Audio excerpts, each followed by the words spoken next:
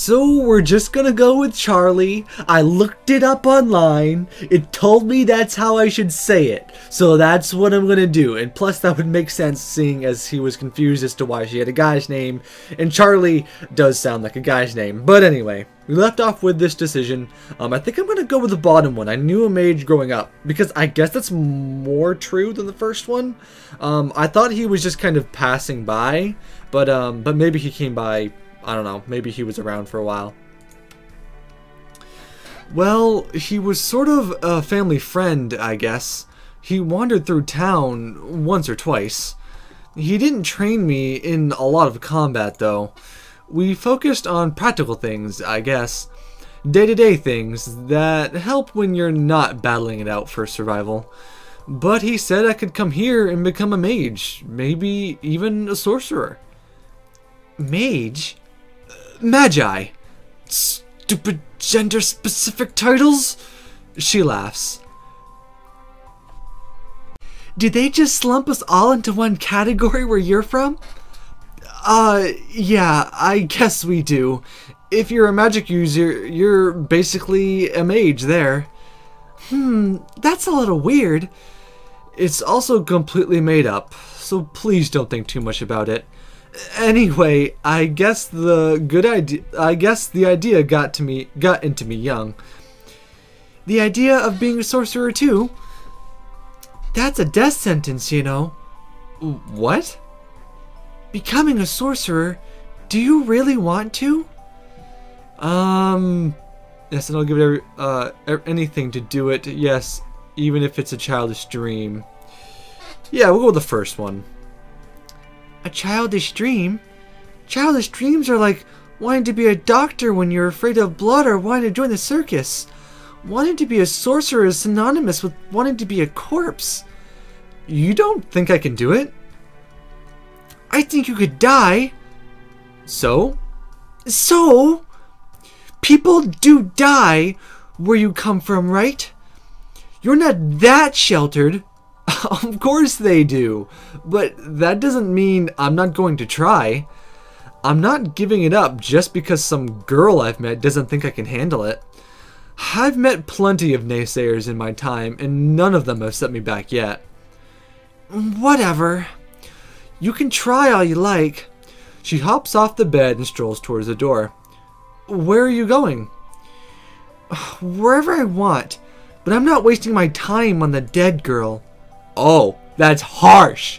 Jeez, the dead girl? But I'm not gonna die. I'm not even a girl. Good point, sir. Well, you're kind of a girl now, but that's beside the point. She left. For a few minutes, I sit awkwardly in my room. I put the things in my bag away, though not much about it though it's not much and doesn't take too long. All this male underwear looks really odd now. Maybe I can burn it? Or would that look even weirder? Unsure, I step out underneath my mattress and toss the rest of my bag to the ground. She thinks I'm gonna fail. What does it matter what she thinks? She's not some girl she's just some girl you talk to for 5 minutes. It doesn't mean anything. Not sure what I'm meant to do. I wander around the apprentice area that Maid Shira showed me. I better get my bearings before I have to be somewhere on time. I'm not sure if Charlie's going to be as much of a help as I'd hoped. Wait, isn't this the same background? Never mind. I guess I can try to get a head start on studying. I can't go showing up on the first day. Charlie might never let me live it down. The Magi Shira would get a bad impression, a worst impression anyway. Thumbing through some of the books, I find mostly information I've already been told. Spellcasting, the Tactician's Guide to Stealth. So you think you can do magic? Ugh. It's practical stuff, but nothing complex that's really going to help me impress anybody. Irritated, I shoved the book away. Where's the harder section? Magi Shira and these books would be more to an apprentice level, but I don't need just baby steps. But further inspection of the library reveals much of the same. informational texts, histories, and the dull subjects. Maybe it's for the best. The last time I went into a library to try to impress someone, I ended up as a girl. I should have learned my lesson then and there. But what am I supposed to do instead? Explore the school, go back to my room.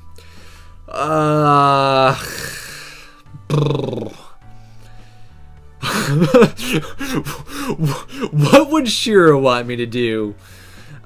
See, I feel like I could really find some interesting stuff exploring the school. I feel like I'll probably just run back into Charlie if I go back to class go back to my room. But I'm gonna be a good student and go back to my room. I heave a sigh. What else can I do?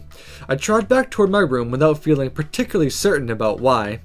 I know I'll just get as bored as when I'm there.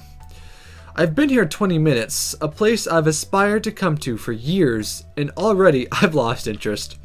What does that say about my attention span? I push open the door. What are you doing here? She glances up from where she had been peering into my bag. Oh shit!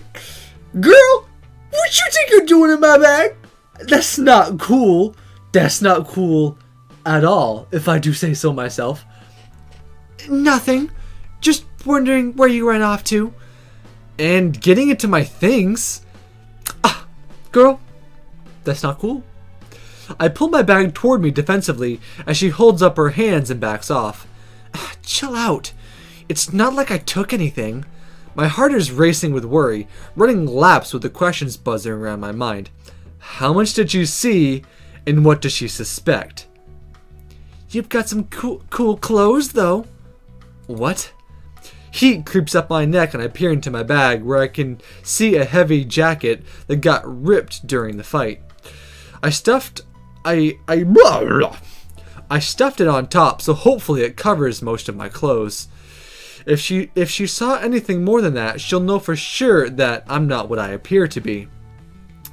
I thought you'd have mostly drab clothes. You know, like a brown sack with holes cut in it. Exactly. I lived out in the country, not in a different time period. And you still haven't told me why you were messing around in my room. My voice sounds so squeaky when I get mad. I came to find you. Yeah, well, I'm not exactly gonna fit in this bag, am I? I shake it at her angrily. Not with that chest, you're not. Oh! Don't be insulting my chest now. Another wave of heat crawls up my neck. I thought you weren't wasting your time on me. Just because you're going to get yourself killed doesn't mean you need to starve yourself? Oh, I came by to take you to dinner. Unless you're going to eat that jacket. You didn't have to come and get me. Actually, I did. Magi Shira did put me in charge of you after all. That's a little over-glorified. And it's not like I didn't know where you had gone off to, so it was either let you starve in here or come and get you. And I hate eating alone anyway, so guess what? You are my new cafeteria buddy, Death Wish. So come on, let's go get something to eat before my stomach thinks I've forgotten about it. She grabs me by the arm and starts hauling me down the hallway. I don't like this girl. I don't like this girl. Is everyone here as front as you are? Nope, that's just a perk of knowing me. The cafeteria is just up ahead. Here the school finally comes to life, looking more inhabited and friendly and less like the imposing empty monolith it seemed to be. Students sit around tables talking and laughing. In one corner, a group of teachers monitored the room. Classes let out at different times to keep the dining hall from filling up with too much at once. Since we don't have a rigid class schedule, we can come in any time after 7. I think they stopped serving food at 9, but who eats dinner at 9 anyway? We get our food and take a seat together near one corner of the room. I'm still not sure what to think about, Charlie. Why the sudden change of heart? I mean, I guess she is trying to save her own skin. And even if we're not on the best of terms, I don't want to mess with her. We sit down together, which is a relief for my first day anxiety. I wouldn't have known where to sit otherwise. Will you stop fiddling with the hem of your skirt? It's driving me nuts. It's driving me nuts? I don't realize it, but I do keep tugging it down when I feel the fabric brush too high on my thigh. It doesn't cover anything. What am I supposed to do? Wear cute panties? I make my best attempt at drowning myself in my drink as Charlie just shrugs unhelpfully. I hope Magi finds a way to fix this sooner rather than later. Dinner is amazing though. Not the food, I barely taste the food. But there are actual magi here, using spells casually. Some students carry their trays without their hands. Others nab food off of the same levitating unguarded trays. As the laughing and carrying on draws my eyes around the room, not wanting to miss anything. Are you going to actually eat? Oh, right, sorry. Distracted, I spear some vegetables onto my fork. You look like a little kid. What? Glancing down at my chest, my brow furrows. How? Your face, I mean. Never seen this many magic users all in one place, huh? Oh. I scoff under my breath. Not counting myself, I've never seen more than 3 magic users in my whole life before today. She seems to consider that, and then pats my shoulder. Don't worry, you'll get as used to and bored of it as the rest of us do. The cynicism doesn't dapper my mood any, but does remind me to actually keep eating. Being used to home-cooked meals all my life, having something not prepared by a familiar face is bizarre. It's not bad, but it is. It's not bad, but it is. I don't know. It's different. I swallow down the first pang of homesickness with the bite of food. Not having eaten all day, though, the meal doesn't last long, and still, Charlie's done before I am. I follow her out of the dining hall. You walk too fast. I can barely keep up. That's the pace around here. Speed up or get left behind. And that is the only option, I realize, as I stumble into stride with her. You want to be in your dorm room. Magi will come around soon, once she's done with dinner. For what? Charlie just gives me a wicked look. I told you. You'll see. I'm not gonna ruin your surprise. She pats me on the shoulder with a look I can only describe as friendly and ominous. Have fun. Oh, I will have fun. I mean, it'll be most entertaining, I can only imagine. That's all the good night as I get as she takes off toward her own room, at the same relentless pace. Digging through my bag, I tuck a few clothes into the dresser, mostly with the intent of hiding them. I want to squirrel them away for when I'm back to my old self. Moving to the mirror, I check myself again, pinching my cheeks and carting my finger through the ends of my hair. The tugging down the damn skirt again. No one seems to suspect anything so far. Not even Charlie. Maybe it's alright. Maybe I'm just overthinking things and nobody cares. A brisk knock interrupts me. Sophie, may I come in? Sure. Good evening. How are you adjusting? Slowly, I think. I'm not really sure what to do about clothes. For now, rely on your uniform and school robes. I'll arrange something soon to get you some more suitable clothes. If you wouldn't mind, take a place on the bed. She gestures. What's going on exactly? I'm going to perform a ritual on you. If you'll take off your clothes. What? I bunch the bed covers around my chest, like she might try to take a peek. Well, you certainly are learning fast, aren't you? Perhaps I should explain first. Again, I do get into the habit of this until it all seems quite mundane. She at least offers an apologetic smile, but alarm bells are still echoing in my head. I'm still not used to looking at my own boobs yet, let alone someone else's. Listen before you panic. One of the principal qualities of magic is that it has to be controlled. The better your focus, the more powerful and accurate your spell tasking can be, which is crucial to success here. But magic is chaotic energy by nature and highly unpredictable. And what does any of this have to do with me getting naked? Be patient, I'm getting there. There are rituals that can help you focus control and rein in magic that would otherwise be unpredictable. It takes chaotic energy and processes it, making it easier to wield, which is helpful for those still learning. Unfortunately, it requires there be no barriers between the subject's skin and the caster's hand. I'll close my eyes if you prefer. The idea spins around in my head. If it makes me stronger, well, I've already sacrificed a lot for that. Really, what's a little more indecency and shame at this point? It doesn't really feel like my body, so it's not like she's looking at the real me naked. And still, I think you'd be a little more controllable if I didn't look. How about you turn around for now? Nervously, I strip off my outer clothes as Magi Shear circles me, pacing slowly around the bed. My breath hitches in my throat.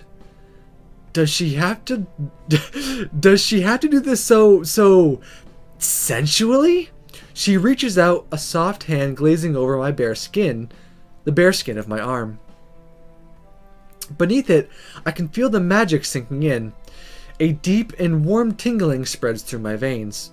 Wherever it sweeps, heat follows, and then a drowsy numbness. Oh. It's a bit of a strange sensation at first. She offers me a small smile. Do I have to take off my underwear too? No. There is no need to touch every inch of your skin. Just enough to balance the energy. There. Her voice has grown so soft, it almost lulls me to sleep by itself. Her fingers move over my collarbone, and then slide across the front of my bra.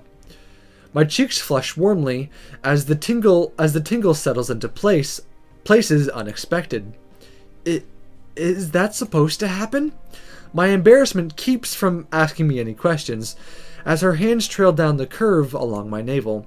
Warmth pulls there after her touch, and tingles low between my legs. Ugh. This can't be normal. Desperately trying to distract myself from this strange phenomenon sensation coiling in my belly, I do the thing I best do when I'm nervous. I run my mouth. It's a lucky thing the school gives us underwear, I guess. They don't. Wait, what? Those are mine. I had them brought here with your uniform. I knew you wouldn't have any after all. These are her panties? They're clean, I promise. No need to look so traumatized. That's not the real problem. Has she forgotten that once upon a time, aka yesterday, I was a guy? A complete, unenthusiastic, vaguely perverted guy. And despite the physical difference, I don't think that has changed much. I decide to keep my mouth completely shut as her hand wanders upward. The fact that I can't feel my toes doesn't remotely seem important in the grand scheme of things. Lie on the bed. This will probably start putting you to sleep soon. Are you going to tuck me in and read me a bedtime story too? The sarcasm isn't appreciated. Her fingers touch against my forehead, and the dizzying warm sensation suddenly clouds over my senses. I have no choice but to lay back. It's either that or fall. As the feeling clouds over my senses, I blink up into Magi Shear's face, feeling so strange, as if I'm floating. Flying. She says something, but I can't comprehend it, just watching her glossy lips move. Then she's gone. I spend the last of my energy pulling the covers over me. Then nothing. Ugh. Ugh. A feeling of peaceful, drowsy wakefulness sweeps over me as the bell chimes distant in the school. Alright guys, I think that'll about do it for another episode. This further cements my assuredness that Magi Shira is totally a route, and that it's happening at some point. The problem is the teacher route is usually extremely hard. It's usually like filled with some random answers that are so hard to string along, but we're gonna try. We might lose the first go round in this, I wouldn't be a bit surprised, but we're gonna try. But anyway guys, I will see you back on the prowl next time.